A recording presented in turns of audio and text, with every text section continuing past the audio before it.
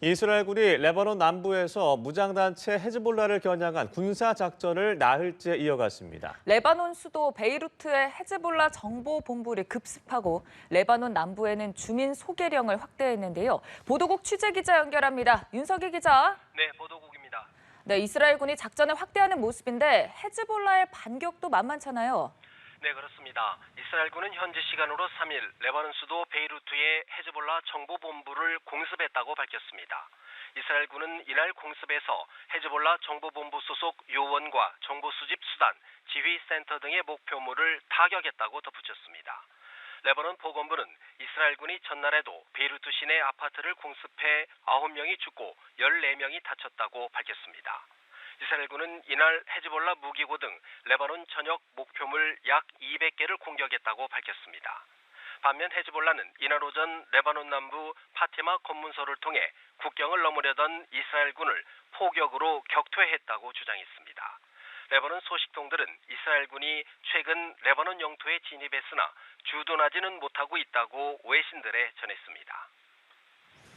네, 말씀하신 대로 헤즈볼라의 반격도 만만치 않은 상황인데 이스라엘 북부에 대한 공격도 있었다고요? 그렇습니다. 헤즈볼라는 이날 이스라엘 북부 연안 도시 하이파에 있는 군수 기지를 로켓으로 공격했다고 밝혔습니다. 이라크 내 친이란 무장 세력인 이라크 이슬람 저항군도 이스라엘 남부의 목표물을 공격했다고 주장했는데요.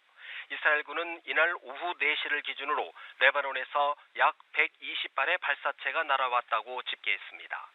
또 전날 레바논 남부에서 교전 중 장교 1명이 추가로 사망하면서 이번 헤즈볼라에 대한 지상작전에서 숨진 이스라엘군 장병은 9명으로 늘었습니다. 하지만 레바논 남부 지역에 대한 공세는 계속되고 있습니다. 이스라엘군은 레바논 남부 25개 마을에 주민 소개령을 추가로 발령했습니다. 이스라엘의 지상작전으로 레바논 군도 처음으로 사망했습니다. 레바논 주민들의 대피 행렬이 이어지고 있다고요? 그렇습니다. 레바논군은 이날 남부 파티마 검문소에서 약 4km 떨어진 타이베 지역 등에서 2명의 자국군이 이스라엘군의 공격으로 숨졌다고 밝혔습니다. 지난달 30일 이스라엘군의 레바논 국경 진입 이후 헤즈볼라가 아닌 레바논군이 사망하기는 처음인데요. 레바논 적십사사는 이들 사망 군인은 부상자들을 후송하던 적십사사를 호위하는 임무를 수행하고 있었다고 밝혔습니다.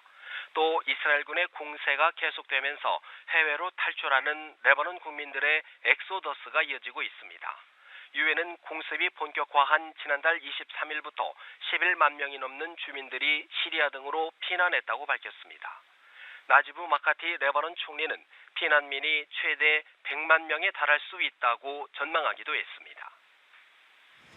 네, 이스라엘이 이란의 미사일 공격에 대한 보복 대응으로 이란 석유 시설을 타격할 수 있다는 관측이 나오는 가운데 바이든 미국 대통령이 관련 논의를 확인했다고요? 네, 조 바이든 미국 대통령은 이날 허리케인 피해 지역 방문에 앞서 기자들의 관련 질문에 논의 중이라고 언급했습니다. 다만 미국이 이스라엘에 허가를 하는 것이 아니라 조언하고 있다고 부연했습니다. 바이든 대통령은 앞서 이스라엘이 이란의 핵시설을 공격하는 방안에 대해서는 지지하지 않는다는 입장을 밝힌 바 있는데요. 이와 관련해 미 국방부는 잠재적인 목표가 무엇인지 구체화하는 것은 도움이 되지 않는다고 설명했습니다. 미국의 다른 정부 관계자는 이스라엘이 이란에 어떻게 대응할지 결정했다고 보지 않는다고 미국 언론에 언급했습니다.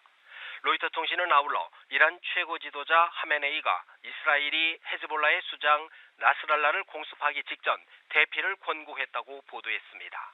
하지만 나스랄라의 폭사는 막지는 못했고 긴급 메시지를 전하러 갔던 이란 혁명수비대 부사령관도 함께 사망했다고 보도했습니다. 로이터는 또 하메네이는 나스랄라 사망 이후 이란 내 안전지대에 대피해왔으며 지난 2일 이스라엘에 대한 미사일 공격을 직접 지시했다고 이란 고위 관리를 인용해 보도했습니다. 지금까지 보도국에서 연합뉴스 TV 윤석입니다.